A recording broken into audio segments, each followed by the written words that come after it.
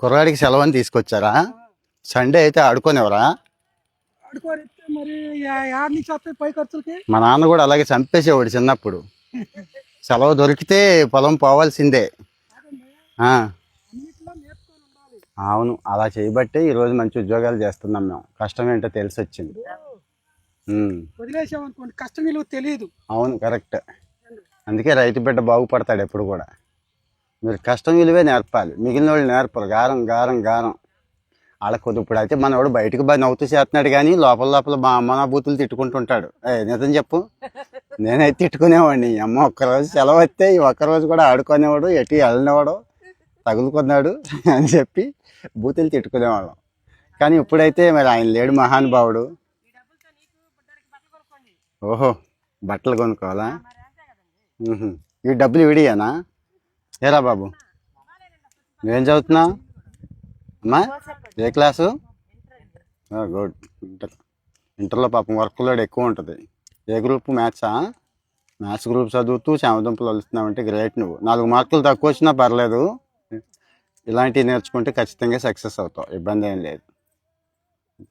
మీరంతా ఒక టీం అమ్మా, జట్టా? మీరు ఒకళ్ళే తీసుకొచ్చారు పిల్లవాడిని, ఇంకెవరు తీసుకురాలా? జాబులు వచ్చేసినాయా?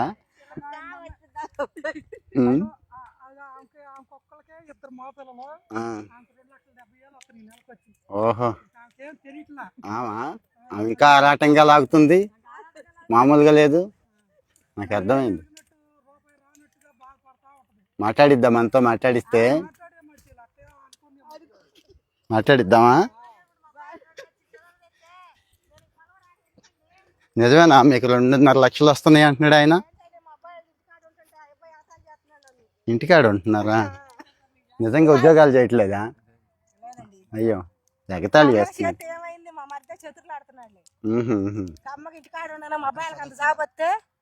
కానీ మరి ఈ ముఠా మొత్తం మీద మీరే ఎక్కువ తీస్తారంటున్నారు. వీళ్ళేనా ఎక్కువ తీసేది?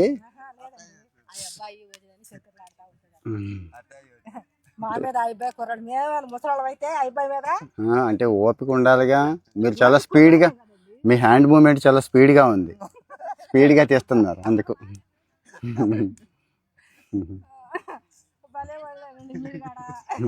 లేదు, నిజంగానే మిగిలిన వాళ్ళతో పోల్చుకుంటే మీరు చాలా స్పీడ్గా తీస్తున్నారు, ఫోకస్గా. ఆయన కూడా తీయట్లేదు అట్లాగా, ఆయన అటు ఇటు చూస్తున్నాడు కానీ